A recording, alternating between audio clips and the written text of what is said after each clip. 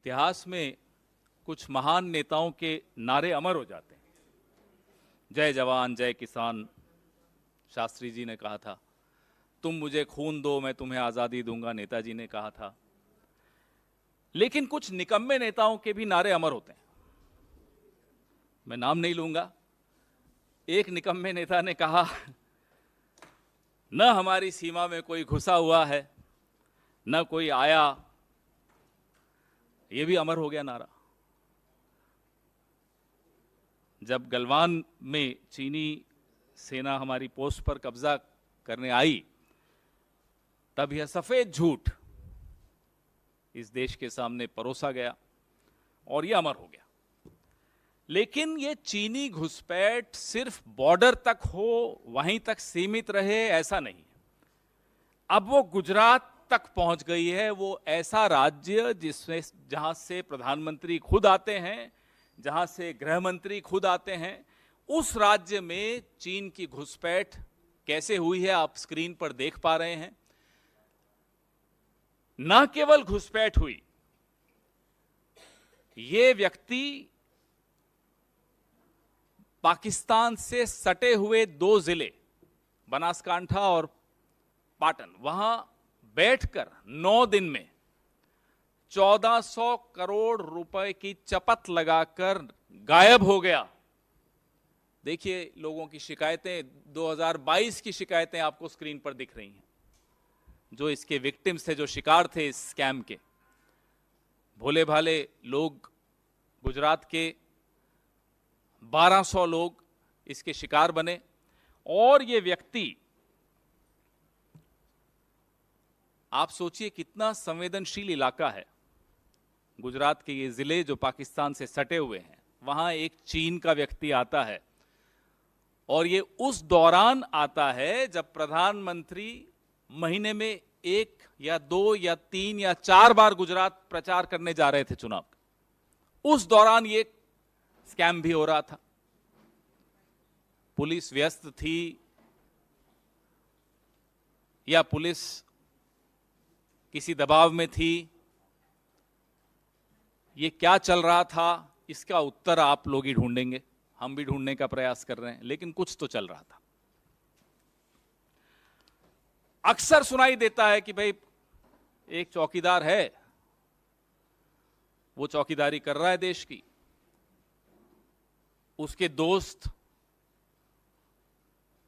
कुछ हैं, उनमें से गुजरात के भी, कुछ बाहर के भी, सहयोगियों के साथ मिलकर देश का पैसा लेकर बाहर चले गए। तो सुना है देश के बाहर से एक व्यक्ति आता है, और माफ कीजिएगा दुश्मन देश का एक व्यक्ति आता है, हमारे देश के 1400 करोड़ रुपए लूट के चला जाता है। कुछ मीडिया रिपोर्ट्स कहती हैं कि कुल मिलाकर नुकसान 4600 करोड़ का है, क्योंकि और राज्यों में भी ये डैनी डेटा नाम की जो ऐप थी, और इस ऐप को प्रचारित कौन कर रहा है आप स्क्रीन पर देख रहे हैं। पुलिस बेचारी अपनी तरफ से तो नहीं प्रचारित कर रही होगी, उनको भी कहीं से निर्देश हुए होंगे। पुलिस के जवान इस ऐप को प्रचारित करते हुए आपको इन चित्रों में दिख रहे हैं। तो ये इशारा कहां से हुआ? पुलिस एक ऐप को, जो कि एक चीनी व्यक्ति द्वारा बनाई गई ऐप है, why is the police advertising an app made by a shady dubious Chinese national? How could that Chinese national come to Gujarat and go to sensitive districts which are bordering with Pakistan and do this online app-based gambling and loot 1400 crores from 1200 people of Gujarat? Don't forget, it's the same state where the Home Minister comes from, where the Prime Minister comes from, and they keep talking about the Gujarat model. ऐसे राज्य में ये हुआ। चौकीदार साहब बोलते हैं, साहब हमने चीनी ऐप्स पे बैन लगा दिया और चीन की झालरों पर बैन लगा दिया, और यहां तो क्या हो रहा है आपके सामने हो रहा है। तो ये संभव नहीं है कि जिस साहेब की इशारे के बगैर पत्ता नहीं हिलता इस देश का, उनके आंगन में चीनी घुसकर आया, 9 दिन रहा, 1200 लोगों को शिकार बनाया, 1400 करोड़ रुपए लूट के चला गया। या तो जो कहता है मैं चौकीदार हूं वो चौकीदारी ठीक नहीं कर रहा, या फिर और ज्यादा गंभीर मामला है। हम तो बहुत सवाल पूछ चुके हैं साहब, चीन से आपका रिश्ता क्या है, हम तो बार बार पूछते हैं। जब आज से 20-21 साल पहले आपको कहीं का वीजा नहीं मिलता था तो चीन आपका बड़ा स्वागत करता था और आप बार बार चले भी जाते थे। तो ये रिश्ता क्या है? इस रिश्ते के चलते भारत को ना केवल सीमाओं पर नुकसान हो रहा है, आपने तो बड़ी बड़ी ढींगे हाँकी थी, गुजरात के लोगों को भी और देश के पूरे देश के लोगों को भी मूर्ख बनाया था कि साहब ढोलेरा में चीन के सहयोग से गिफ्ट सिटी बन रही है, वहां स्मार्ट सिटी बन रही है। स्मार्ट सिटी कहां बनी? स्मार्ट सिटी बनी अरुणाचल में, हमारे बॉर्डर के भीतर आके चाइना स्मार्ट सिटी बना के चला गया। तो उस वक्त आपने चीन के नाम से मूर्ख बनाया, और तो और गुजरात के करिकुलम में चीन की भाषा तक लाए आप। क्या चीन का प्रेम है साहब आपके साथ? चलिए, आपका प्रेम आपको मुबारक हो, देश को नुकसान कैसे होगा? गुजरात के लोगों को इतना भारी नुकसान हुआ और ये मीडिया में नहीं आता तो 1 साल तो गुजर चुका था, हमें और आपको तो इसका कोई भान ही नहीं होता, कोई ज्ञान भी नहीं मिलता। तो ये सवाल बहुत गंभीर हैं कि चीन से आपके रिश्ते कितने गहरे हैं और इतने गहरे क्यों हैं कि उसकी कीमत देश की सीमाओं पर भी हमें अदा करनी पड़ती है, गुजरात में के भीतर भी हमें उसकी सीमा, उसकी कीमत अदा करनी पड़ रही है। किस स्तर तक आपके ये रिश्ते हैं? अब तो मुझे लगता है कि ये जो ऐप अनइंस्टॉल करने के जो आपके नारे थे, अब देश यह समझ चुका है कि अब ऐप अनइंस्टॉल करने से काम नहीं चलेगा, सिस्टम में एक वायरस है, अब उस वायरस को निकालना होगा। 2024 की इंतजार हो रही है कि उस वायरस को ही निकाल दें। अब ये ऐप से काम चलेगा नहीं, क्योंकि रिश्ता कुछ और ही है। यहां हमारे सवाल हैं, बड़े स्पष्ट सवाल हैं। आप प्रधानमंत्री जी, आपके राज्य में ये हुआ, गृह मंत्री जी आपके राज्य में ये हुआ, आपने सर्टिफिकेट देते रहे, क्लीन चिट देते रहे, ये कैसे संभव हुआ? जिम्मेदारी किसकी बनेगी? कैसे एक ऐप उसने यहां आकर बनाई, पुलिस के जवान उसको प्रमोट कर रहे हैं, उसका एडवर्टाइजमेंट कर रहे हैं, उसका विज्ञापन दे रहे हैं। कहां है ईओडब्ल्यू, कहां है ईडी, कहां है सीबीआई, कहां है एनआईए, कहां है डीआरआई?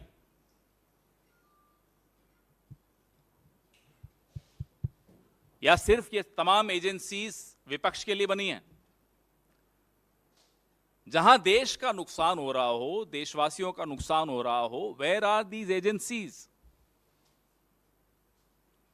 और सरकार क्या, जो अपने आप को चौकीदार मानती है, ये ट्रैवल एजेंसी बन गई है स्कैमस्टर्स की? आइए साहब, आइए, लूट के चले जाइए। तो ये सरकार चल रही है या ट्रैवल एजेंसी चल रही है? और डैनी डेटा ऐप को प्रमोट क्यों किया गया, किसके इशारे से प्रमोट किया गया? इसका जवाब ये देश मांग रहा है। इस अभियान के पीछे, इस प्रचार अभियान के पीछे कौन था? खुद पुलिस तो मैं नहीं मानता कि अपनी तरफ से कुछ कर सकती है, बड़ा डिसिप्लिन्ड फोर्स होता है। ये उत्तर प्रदेश की पुलिस आपने देखी अभी टीवी पर, स्क्रीन पर। इस ऐप के पीछे कुछ शेल कंपनीज बनी, वो पैसा यूरोप गया, वो पैसा दुबई गया, यूक्रेन गया, जहां जहां गया, उस पूरा एक व्हाइट पेपर इस विषय में देश के सामने जारी करना चाहिए। देश को जवाब चाहिए। जो 1200 लोगों का 1400 करोड़ लुटा है, वो जवाब मांग रहे हैं। आपके सवाल अलग अलग रिपोर्ट्स हैं, कुछ जगह 2300 करोड़, कुछ जगह 4600 करोड़। तो मुझे लगता है एक श्वेत पत्र जब आएगा तो ये तमाम जानकारियां सबके सामने आएंगी, जिसमें गुजरात भी हो, उत्तर प्रदेश की पुलिस भी हो, सब जगह से इन्वेस्टिगेशन करके उसके बाद इन सवालों का उत्तर, इन सवालों का जवाब देश को मिलना चाहिए। पहले इस पे, Are you saying that the Prime Minister was directly involved in this scam? So I am just asking, how come a Prime Minister who spread a rumor about himself that he is in total control of whatever happens in this country, inside and on the borders. How is it possible that within his state, where he comes from, a scam of this nature took place and the man has not been apprehended, he's vanished? How is it possible? Either the Prime Minister's, the perception about the Prime Minister is wrong, or something is missing somewhere. We don't know.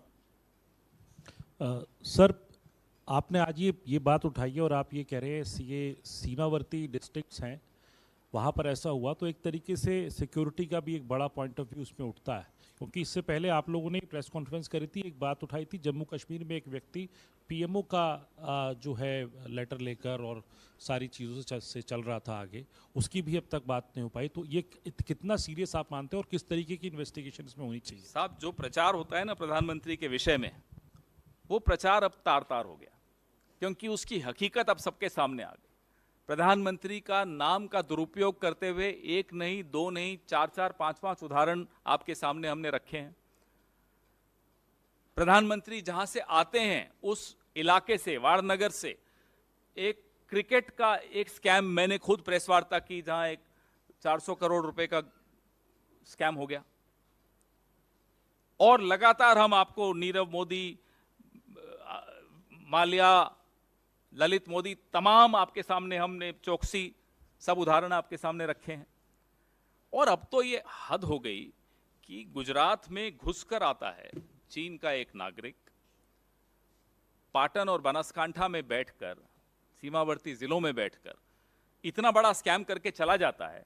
न वो गिरफ्तार होता है, न सरकार इस पर कोई उत्तर देती है। ये तो मीडिया का धन्यवाद है कि कुछ आया सामने तो सबकी जानकारी में ये बात आई।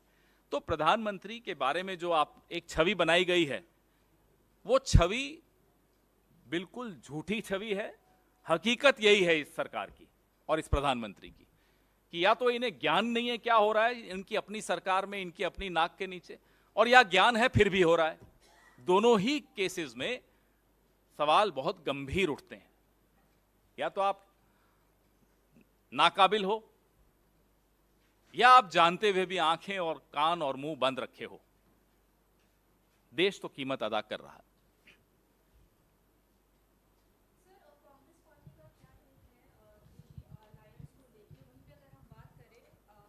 आपके पार्टी के लीडर संदीप दीक्षित का भी एक बयान आया है, जहां उन्होंने ये कहा है कि हमें बार बार आम आदमी पार्टी को कोई क्लैरिफिकेशन देने की ज़रूरत नहीं है। जिस तरीके से 2 दिन पहले उन्होंने बोला कि हम मीटिंग जो होने वाली है मुंबई, उसमें हम पार्ट नहीं लेंगे, तो we should not give every time clarification to Aam Aadmi party. वो तो 2 दिन पुरानी बात हो गई, वो तो बात भी खत्म हो गई। अब इस पे संदीप दीक्षित जी ने आज बोला, उन्होंने आज कहा होगा, लेकिन ये बात तो 2 दिन पुरानी, वहीं वो चैप्टर वहीं क्लोज हो गया था। तो अब उस चैप्टर को मैं नहीं समझता कि रीओपन करने की कोई आवश्यकता है किसी को भी।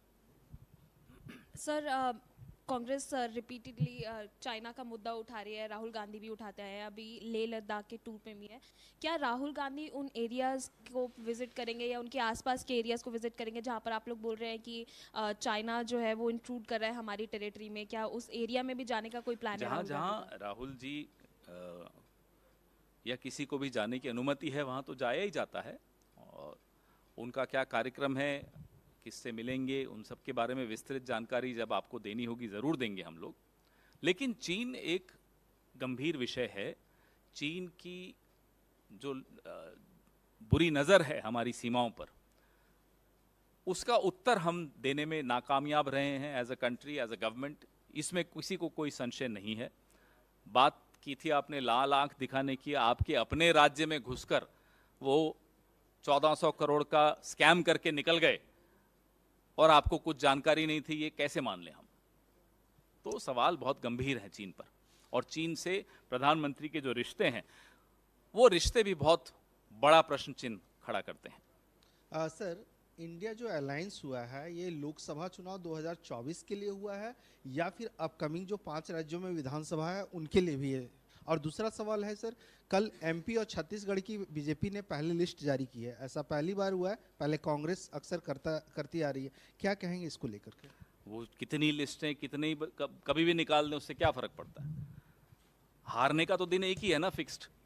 रिजल्ट तो ऐसा नहीं ना कि पहले आ जाएगा उनके लिए। उनकी हार तो उसी दिन होगी जिस दिन हमारी जीत होगी, वो तारीख नहीं बदली जा सकती। पहला सवाल आपका बड़ा रोचक है इंडिया अलायंस आने वाले लोकसभा की लिए एक स्ट्रैटेजी बना रहे हैं कि किस तरह से इस सरकार को शिकस्त दें। बड़ा स्पष्ट है, बार बार ये दोहराया जा चुका है। पवन जी, एक सवाल ये है कि जो दो तीन चीज़ें आ रही हैं, एक तो अन अकेडमी वाला एक मसला आया है, एक अशोका यूनिवर्सिटी को लेकर के भी आया, वहाँ के कुछ प्रोफेसर्स ने एक स्टेटमेंट जारी किया। ये जो शिक्षा जगत से जुड़ी हुई जो चीज़ें चल रही हैं, कुछ स्टेटमेंट्स को लेकर के, उसको आपकी पार्टी का क्या उस पर रुख है, देखिए किस साहब, तरीके से जहां आप तक देखते हैं? मैंने उस अध्यापक की बात सुनी, वीडियो देखा, तो उसने तो किसी का नाम नहीं लिया, उसने तो अनपढ़ नेता बोला। अब कोई पर्सनली ले लेता है तो उसमें तो कोई क्या कर सकता है। उनको क्यों लगा उन्हीं के बारे में बात हो रही है? इन्हें तो नहीं लगा, हमें तो नहीं लगा, कांग्रेस में से तो किसी को नहीं लगा।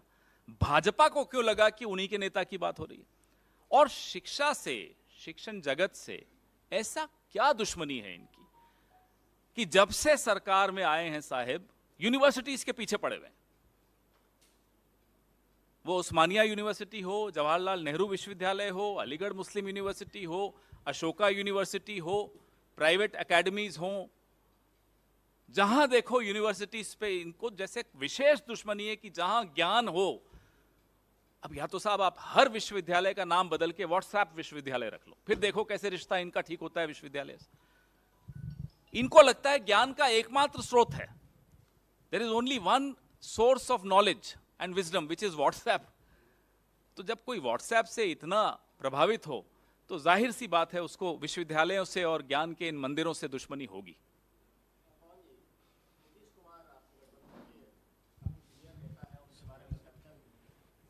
चर्चा भी है कि उनको कन्वेनर बनाया जा सकता है, लेकिन नीतीश कुमार दिल्ली आते हैं, अटल जी की समाधि पर जाते हैं, ना आपसे मिलते हैं ना केजरीवाल से मिलते हैं। सब ठीक ठाक है गठबंधन में? आप क्यों चाहते हैं कि हम भी अपनी राजनीति उतनी ही संकुचित कर दें, अपनी मानसिकता उतनी ही छोटी कर दें जो हमारे विरोधियों की है? कि साहब नेहरू जी से दुश्मनी लेके बैठे हुए हैं साहब, बताइए। तो आप चाहते हैं कि हम भी वैसे ही हो जाएं कि अगर कोई प्रधानमंत्री हमारी सरकार या हमारी पार्टी का नहीं हो तो हम उसको बिल्कुल इज्जत देना बंद कर दें, आदर देना बंद कर दें? आप माफ कीजिएगा, हम अपनी मानसिकता मोदी जी की वजह से तो नहीं बदलेंगे। हमारी मानसिकता भारतीय मानसिकता है, इंडियन मेंटालिटी है, वैसी ही रहेगी, कोई बदल नहीं सकता। Sir, audio has been accessed by Times Now, our channel, of Aam Aadmi Party MLA Naresh Balyan, in which he was speaking to a gangster Kapil Sangwan to extort money from businessmen and builders as well. How do you see this entire matter, sir? Do you think that there should be a proper investigation that should take place? No, I hope and I'm sure that the party which came to power on the slogan of clean politics will take immediate and urgent corrective steps. The entire country, the entire city of Delhi is waiting for those corrective steps.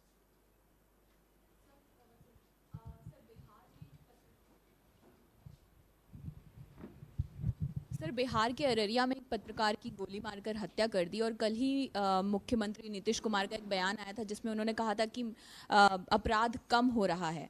अब BJP इस पर ये कह रही है कि जंगल राज को जनता राज बताया जा रहा है बिहार में, और लगातार इससे कुछ दिन पहले एक पुलिसकर्मी की भी हत्या की गई थी। लगातार जो बढ़ते हुए अपराध हैं, इस पर क्या कहना है सर? कांग्रेस पार्टी की तरफ से श्रद्धांजलि दैनिक जागरण के उस पत्रकार को जिसकी आज हत्या हुई अररिया में। सरकार सजग है, इसमें कोई शक की बात नहीं है। अपराधियों की गिरफ्तारी तुरंत होगी, हमें पूरी उम्मीद है, और इस तरह के अपराधों पर लगाम करने की जो प्रयास हैं सरकार के, वो कामयाब होंगे, इसकी भी हमें पूरी उम्मीद है। धन्यवाद, थैंक यू। मैं वो महिला कांग्रेस वाले में जा रहा हूँ सम्मेलन में।